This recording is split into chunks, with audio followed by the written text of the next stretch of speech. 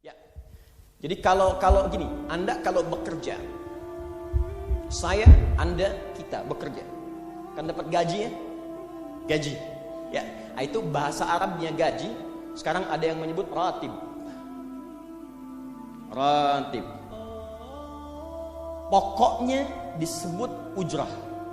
Pokoknya yang harus dibayar.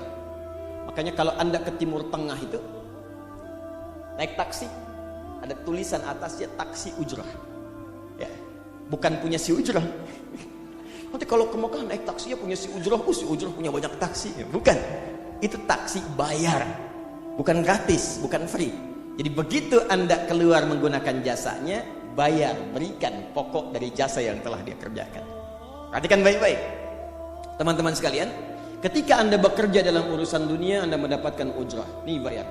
10 dinar, 10.000 rupiah, sekian, sekian, sekian.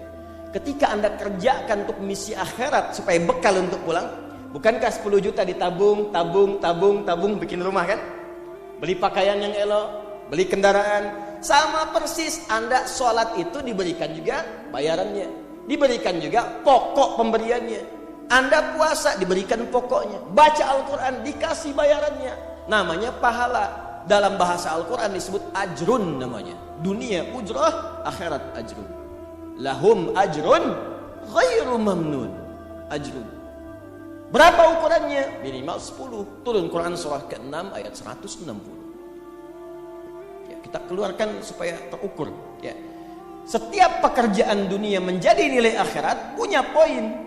Pekerjaannya disebut hasanah namanya. Ya. Amal solehnya disebut hasanah. Siapa yang mengerjakan di dunia pekerjaan punya nilai akhirat, amal soleh namanya hasanah. Setiap hasanah punya poin 10.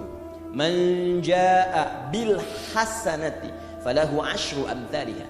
Siapa yang mengerjakan perbuatan di dunia dan punya nilai akhirat, bekerja dikerjakan karena Allah mencari yang halal. Tuliskan poinnya. Salat, tuliskan poinnya. Setiap pekerjaan 10. Hitungannya 1 keduanya 500 tahun, 2 ketiganya 500 tahun, 3 keempatnya 500 tahun. Jadi jangan menghitung 1, 2, 3 terlalu sedikit.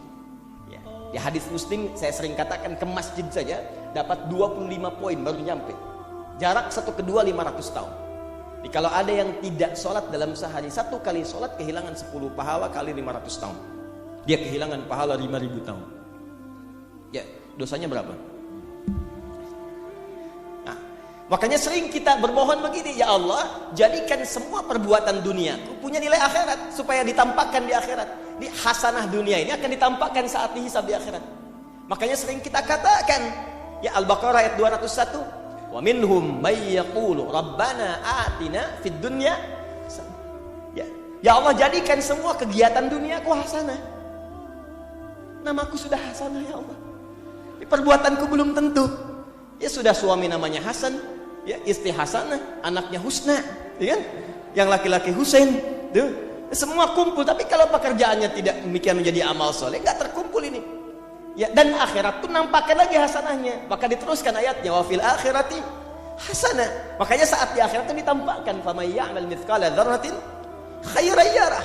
Ya, makanya kalau mau mithqal, yang khairan yarah, jangan yang syarran yarah. Ya, pada yang baik-baik, miskol tahajud, miskol untuk baca Quran, ya, miskol untuk bisa tilawah, miskol untuk mengingatkan puasa sunnah, itu khairan yarah. Ya, miskol pada yang tidak bagus, tinggalkan, itu syarran yarah. Ini balik sini.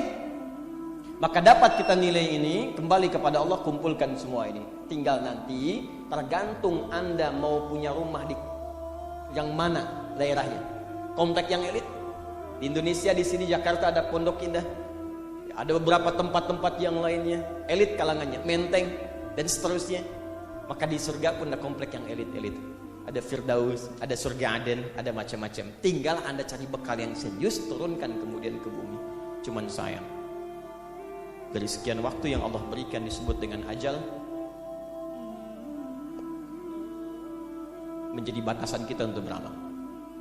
Setiap kita dibatasi oleh waktu. Seperti Anda pun bekerja dunia, bukankah ada waktunya? Waktu produktif untuk bekerja, setelah itu ada masa pensiunnya. Dalam bahasa Arab, sesuatu yang kita kerjakan dengan batas dan setelah hilang batasnya, selesai aktivitasnya, disebut dengan ajal namanya. Maka Allah membuat ketentuan, kita pun tidak abadi di bumi. Setiap kita punya batas waktu. Kalau selesai dinas kita dan pulang kita untuk mempertanggungjawabkan semua yang kita kerjakan di sini.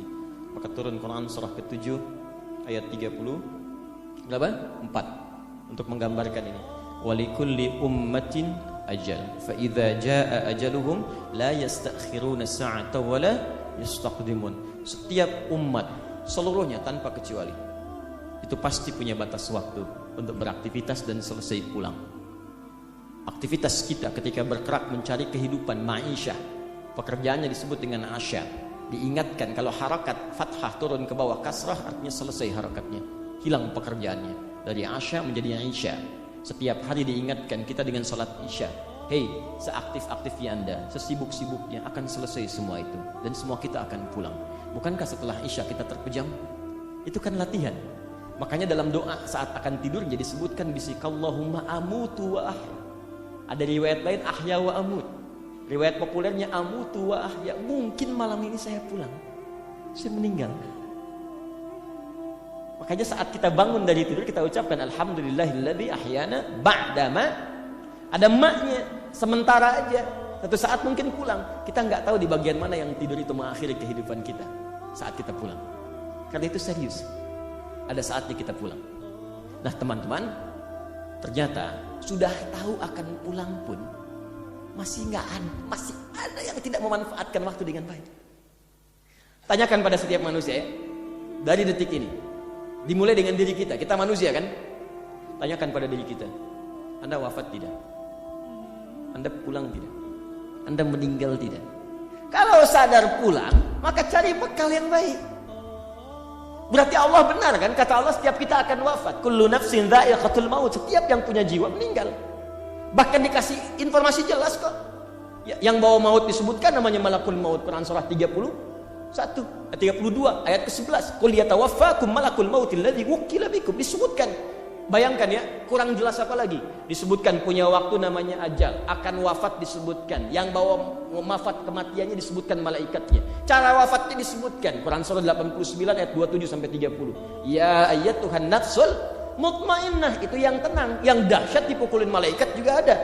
Ya, Quran surah 8 ayat 50 itu ada sambil dipukulin malaikat. Ya. Maaf teman-teman sekalian, ini sudah jelas semuanya. Jadi aneh manusia itu. Sudah tahu akan meninggal, tahu ada kenikmatan, ada siksaan, tahu ada surga, ada neraka, tahu ada kenikmatan kubur, ada siksa kubur. Kamu masih main-main juga. Kamu nggak dimanfaatkan. Dan dia tahu ada yang menyolatkan, ada yang disolatkan. Apa nggak sempat terfikir ketika Anda wafat siapa yang menyolatkan? Bukankah yang paling indah yang menyolatkan orang yang selama ini kita rawat? Anak yang pernah dikandung, diberikan ASI, dirawat-rawat. Anda menyiapkan apa gitu? Kita menyiapkan apa? Sayang-sayang investasi keluar banyak ketika wafat gak bisa berlaku apapun. Bahkan ada yang sebelum wafat pun sudah dibuang dari keluarganya. Waliyadzubillah. Nah, sekarang dari sekian kegiatan aktivitas kita, berapa yang sudah punya nilai di mata Allah menjadi amal saleh? Sekarang kita ukur. Ya, sekarang kita ukur. Pelan-pelan sebentar ya. Ini rata-rata usia berapa tahun? Oh baik. 40 tahun ke atas ya. Ya. Walaupun atasnya mungkin agak banyak, atas gitu ya, bagian. Nggak apa-apa. Fokus sini ya. Edisi kali ini fokus saja. Biarkan saya yang datang, terangkan, tulis, hapus ya. Antum simak aja lah. Simak, tulis dengan baik, mau ketawa-ketawa sudah masuk surga alhamdulillah. Udah cukup dengan amin, lihat dulu. Ini saya sering sampaikan. Ini kita kasih batas standar di Al-Quran aja lah. 40 tahun misalnya. Ya, standar keseriusan beraktivitas. Ya, lihat sini. Konon dalam sebuah penelitian sederhana, manusia itu kalau dihitung-hitung aktivitasnya setengah dari usianya, itu umumnya walau tidak semuanya teralokasikan untuk tidur. Beristirahat, tidur. Dari mulai lahir, bayi kecil tidur, dewasa beraktivitas tidur siang, tidur malam, tidur macam-macam, tidur kecapean, tidur ngantuk, tidur lelah, tidur segala rupa, tidur setengah dari usia. Jadi kalau 40 tahun tidurnya berapa tahun? 20 tahun. Baik. Sisanya beraktivitas, ya. Nah, itu berapa tahun? 20 tahun. Jadi di sini kalau kita hitung, ya kalau beriman, alhamdulillah kita sholatnya, puasanya, baca Qur'annya, tapi juga kerjanya, tertawanya, candanya, macam-macamnya 20 tahun. Dari 20 tahun ini, berapa yang jadi aktivitas ibadah? Yang jadi ibadah berapa? Ya, jangan terlalu pesimis, ya ambil 10 tahun misalnya. 10 tahun ibadah.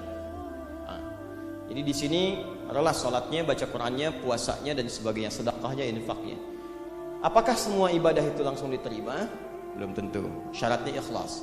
Wa ma umiru illa liya'budullaha mukhlishina lahuddin. Quran surah 98 ayat 5. Pertanyaannya, dari ibadah yang kurang lebih 10 tahun ini, berapa tahun yang ikhlas? Ya, ambillah tengah-tengahnya 5 misalnya kan. 5 tahun. Ini yang ikhlas, insya Allah. Yang ikhlas kurang lebih 5 tahun. Jadi usia 40 tahun ini yang produktif amalan yang kurang lebih harapan kita diterima oleh Allah insya Allah 5 tahun. Dosanya berapa tahun?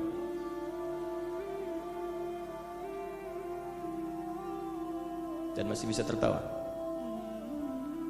Dan masih mengharap surga.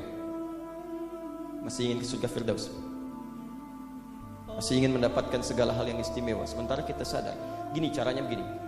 Coba ucapkan dengan kalimat yang lantang bahwa Anda tak punya dosa. Kalau tak mampu, berarti punya dosa. Ucapkan Anda sudah siap ke surga. Kalau tak mampu, amalnya masih kurang. Jadi kalau sudah merasa amal masih kurang, dosa banyak, terus masih main-main juga. Sudah tahu usia sudah di atas ini, ada yang 50, 60 tahu, waktunya sedikit. Yang kemarin-kemarin banyak yang sia-sia. Jadi kalau yang kemarin-kemarin kurang, masa sisanya masih dikurangi juga?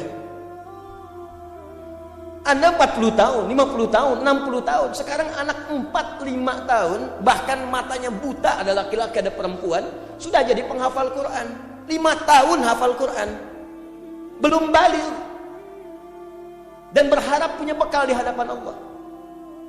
Kemarin sahabat saya, Syekh Ali Jabir, ya, datang ke Bekasi. Cerita tentang Kaila, anak 5 tahun, mata buta. Murajaah hafalan Quran sehari 5-7 juz. Dikatakan oleh beliau, Kaila, apa enggak capek terlalu banyak? Kamu kan punya uzur di hadapan Allah. Allah Maha memahami keadaan kamu. Apa enggak lelah? Saya malu justru kepada Allah kalau kurang daripada itu.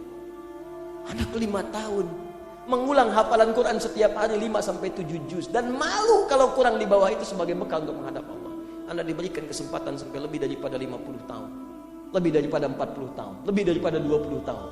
Dan sampai kesempatan itu sampai hari ini pun untuk baca pun belum punya waktu. Dan Anda mengharap surga, Anda siapa?